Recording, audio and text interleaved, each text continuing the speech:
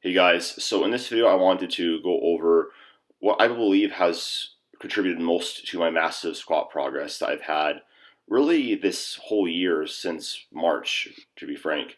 So, because right now I am repping out what I was able to hit for my third attempt on squat for reps right now, back in March. So, um, for those of you who are unaware, squat has historically been my weakest lift, and it's been due to several factors. I'm poorly leveraged for it. I haven't really had a great understanding of exactly how to augment my technique to really get stronger on it, and just I would say, frankly, like just suboptimal programming for myself personally. And I wanted to just go over a little bit about what has really changed for me recently in these past 5 months to where I can go from where my third attempt squat is, a complete all-out grinder RPE 11 peaked at a meet to be basically being weight I can double and triple now, pretty comfortably. So the first thing I want to say is that number one for me has been understanding that I'm not very well leveraged for the squat. So therefore that means that I should probably be using some more other accessories to drive my squat progress, and particularly, with muscle size, since my legs are smaller in comparison to lots of my other muscles and my quads in particular. So for me, that's looked like leveraging a lot of accessories such as single leg press and belt squat, which have been my two favorite ones right now to help me really just have some more extra volume on my legs, as well as some leg extensions too, to just get some more muscular hypertrophy. That's been really, really, really big for me. It's helped me feel a lot stronger, and be able to grow a lot my quads. But I think the number one thing, besides just overall programming, just improving and realizing, hey, I actually do a lot better on squats if I do some sort of higher volume accessory work as opposed to trying to just increase squat volume willy nilly, has really been changes with technique, and that's basically mostly had to do with how I root myself on the floor with my squat. I previously would squat with heels, and that's not ideal for me. My personal leverages. I made a video about this. I'll probably pop up in the cards here, basically talking about whether or not you should squat with heels or not. But I am not a knee dominant squatter. I'm more hip dominant. I have a stronger back, hamstrings, glutes, etc., and I don't really have stronger quads. So I would naturally bias more of a hip extension in my squat as opposed to knee extension. It's basically allowing myself to be in flats has allowed me to use a little bit more of those muscles more naturally, and kind of have a sort of a hybrid high bar, low bar type of feel.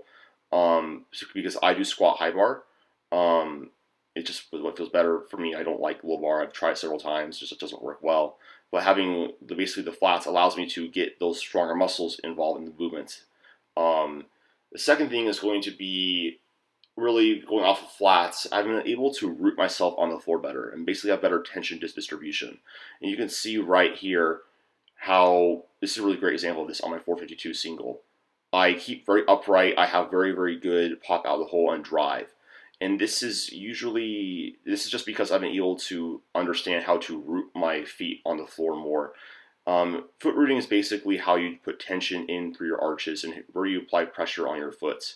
So you want to have three main points of contact. Mainly, that's going to be your big toe, the sides of your foot, the lateral arches, and then your heel bone on the floor. And then you want to put tension in through that, through your spring ligaments and the muscles in your foot, to create that stability and tension, because we want to have active stability and active tension in our feet to be able to use our hip external and internal rotators in the squats, which are going to be the glutes and the quads. And if you are not properly rooting the floor with your feet, you're going to have the bar drift back, you're going to have your weight fall back on you, you're not going to be strong, you're going to lose a lot of power transfer and good positioning that you otherwise could have if you were to actually have your feet rooted properly. And I talk a little bit more about how to do this later on in the video, but essentially what you want to think about doing is having these solid 3 points of contact and trying to keep your midfoot pressure as stable as possible throughout the movement. And that's basically going to be about right in the middle of your foot, right in front of your tibia.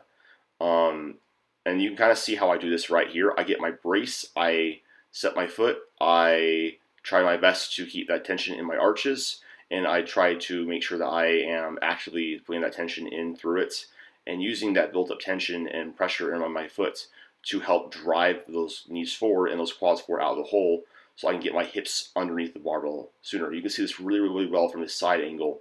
You can see how I brace first, and then you can see how I am actively putting in some more tension, and that you see how I just there I was able to kind of recover from that little drift back out of the hole. That's only because I'm able to root the floor properly, and you can see that right there. And that's the whole power of having good active tension and stability through those arches. If you don't have that, if you do have any sort of drift back or deviation, you're not going to be able to recover, and then you're not going to be able to use those muscles that you would need to use to actually get out of the hole. So learning how to root with your foot is a really, really important thing to do. And I also like these belt squats because it helps me teach how to put tension in through my arches and have more of a proper weight distribution on my barbell back squat. Same with single leg press, helps me as well put that tension through my arches, and it has a lot of really great carryover to my actual barbell back squats. But I honestly think that simply that change in my technique with rooting has really, really helped me, as well as having a slightly wider stance where I can actually have my feet be rooted and have the active tension in my arches, and I can have my knees track in the direction of my toes, which is also going to lead to more efficient force transfer. So in the next clip, I'm going to talk a little more about that in depth, but that's been the biggest game changer for me with my squat progress in the past 5 months or so, going into my last meet of this year.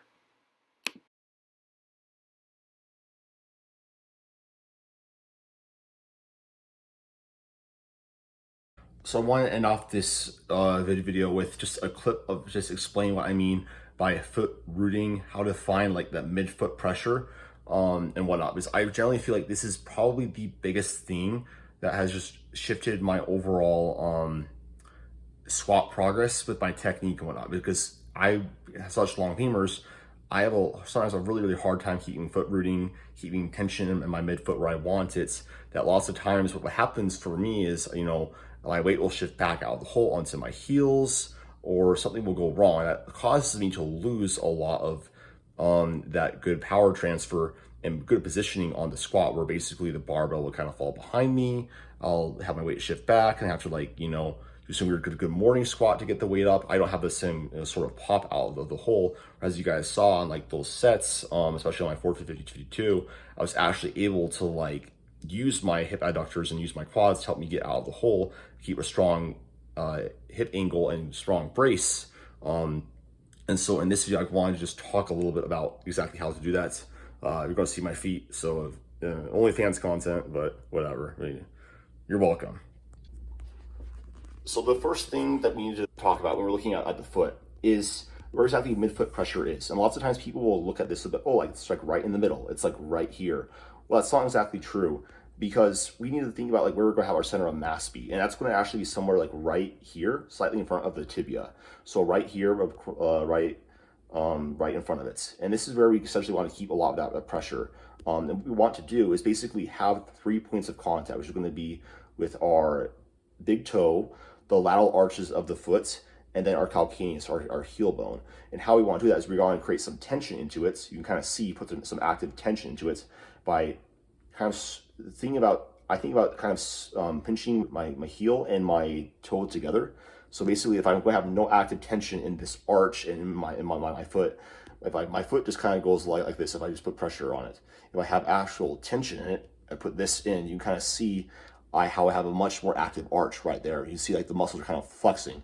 That's what you want. Because if you don't have that tension in the arch, or that actual active contraction of those muscles, you're not going to be able to stay rooted properly on the floor to have these three points of contact to be able to use like all the muscles in your quads that you need to. So when you get on this squat, you want to first think about feeling your midfoot pressure right there. How you keep that midfoot pressure right there is by having that tension in your arch. Because if you notice that if you do this right, where does the arch go? So if I'm going to be like this, just completely flat, then I put that tension in, this part of the foot gets much bigger. That's the midfoot, okay? And so what I usually do is that when I'm doing this sequence of events, I first want to make sure that when I brace, I don't just go and like do this all at once.